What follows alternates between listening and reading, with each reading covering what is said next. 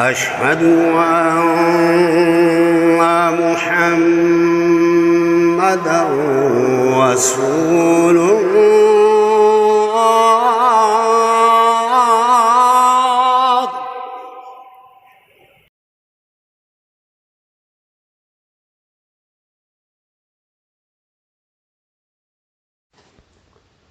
اعوذ باللہ من الشیطان الرجیم. بسم اللہ الرحمن الرحیم. لا الہ الا اللہ محمد رسول اللہ. صلی اللہ علیہ یا رسول اللہ صلی اللہ تعالی علیہ وسلم. نور من نور اللہ. قرآن و حدیث کی روشنی میں حضرت عبداللہ بن ام مکتوم رضی اللہ تعالیٰ عنہ. حضرت عبداللہ بن ام مکتوم رضی اللہ تعالیٰ عنہ مسجد نبوی کے دوسرے مؤذن تھے. آپ کے والد کا نام قیس بن زائزہ اور والدہ کا نام عاتقہ بنت عبداللہ تھا، جنہیں ام مکتوم کہا جاتا تھا. اسی نام کی طرف منسوب ہو کر مشہور ہے. آپ رضی اللہ تعالیٰ عنہ نے بالکل شروع میں اسلام قبول کر لیا تھا اور نابینا ہونے کے باوجود دین سیکھنے میں دوسروں سے آگے رہتے تھے. قرآن پاک میں تقریباً 16 آیت حضرت عبداللہ بن ام مکتوم کے حق میں نازل ہوئی، جس کی وجہ سے حضور پاک صلی اللہ علیہ وسلم آپ کا بڑا اکرام فرماتے تھے. جب مدینہ منورہ میں تعلیم کے لیے مصعب بن عمیر کو حضور پاک صلی اللہ علیہ وسلم نے روانہ کیا تو حضرت عبداللہ بن ام مکتوم ان کے ساتھ تھے. حضور پاک صلی اللہ علیہ وسلم مدینہ منورہ سے باہر تشریف لے جاتے تو مدینہ میں اپنا نائب مقرر کرتے تھے.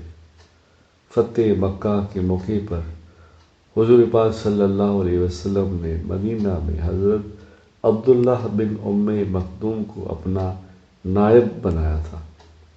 وہ نابینا ہونے کے باوجود ہر وقت اللہ کے راستے میں جانے کے لیے تیار رہتے تھے. سن 15 ہجری میں حضرت عمر رضی اللہ تعالیٰ عنہ کے زمانے میں جنگ قادسیہ میں شہید ہوئے.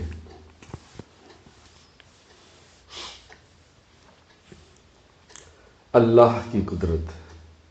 جس طرح اللہ تعالیٰ نے ہمارے لیے زمین پر بے شمار غذائیں پیدا فرمائی، اسی طرح سمندر میں بے شمار قسم کی مچھلیوں کو ہماری غذا بنا دیا.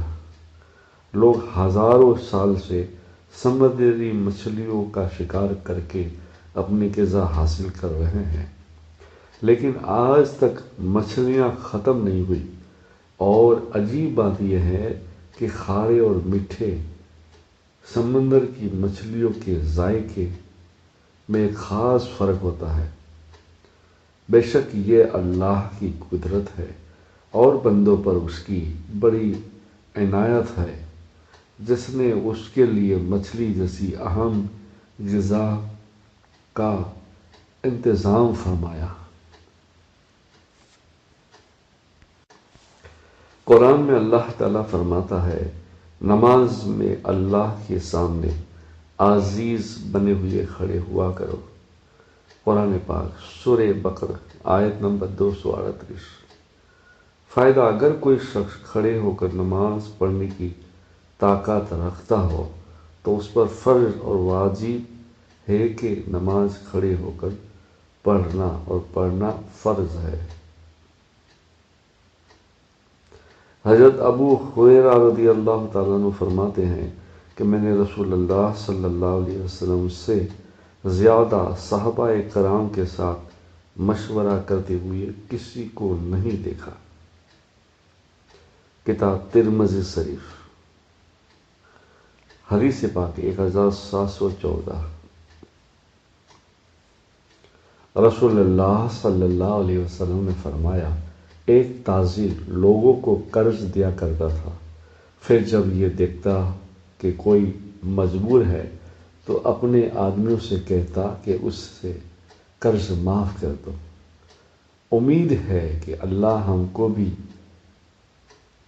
معاف کر دے گا۔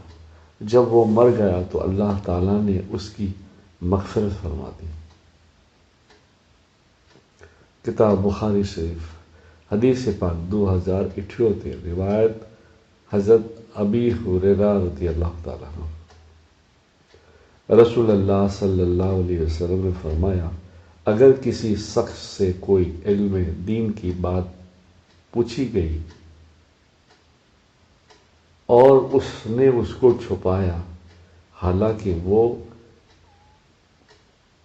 چیز کو اس کو معلوم ہے، تو قیامت کے دن اس کے منہ میں آگ کی لگام دی جائے گی۔ کتاب ترمذی شریف، حدیث پاک 2649، روایت ابی ہریرہ رضی اللہ تعالیٰ عنہ۔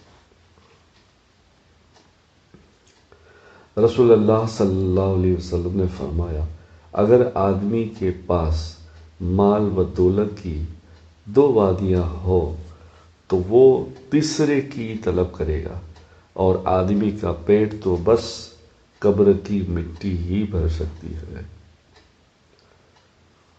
بخاری شریف، حدیث نمبر 6436، روایت حضرت عباس رضی اللہ تعالیٰ عنہ۔ قرآن میں اللہ تعالیٰ فرماتا ہے، یقیناً اللہ تعالیٰ سے ڈرنے والے امن کی جگہ ہوں گے، یعنی باغوں اور چشموں میں باریک اور موٹے ریشم کا لباس پہن کر ایک دوسرے کے آمنے سامنے بیٹھے ہوں گے۔ یہ سب باتیں اس طرح ہوگی اور ہم بڑی بڑی آنکھوں والی حوروں سے ان کی شادی کر دیں گے، اور ان باغوں میں اطمینان سے ہر قسم کے وہ میوے منگاتے ہوں گے۔ قرآن پاک، سورہ دخان، آیت نمبر 51 سے 55۔ رسول اللہ صلی اللہ علیہ وسلم نے فرمایا، تمہارے سرموں میں سے سب سے بہتر سرما استمت جو آنکھوں کی روشنی بڑھاتا ہے اور پلکوں کے بالوں کو اگاتا ہے۔ کتاب ابو داؤد، حدیث پاک 3878، روایت حضرت عباس رضی اللہ تعالیٰ عنہ۔ قرآن میں اللہ تعالیٰ فرماتا ہے، یتیموں کے مال ان کو دیتے رہا کرو، اور اچھی چیز کو بری چیز سے نہ بدلو، اور ان کے مال اپنے مالوں کے ساتھ ملا کر مت کھاؤ، ایسا کرنا یقیناً بہت بڑا گناہ ہے۔ قرآن پاک، سورہ نساء، آیت نمبر 2۔ اللہم صلی علی سیدنا محمد نور الانوار و سر الاسرار و سید الابرار۔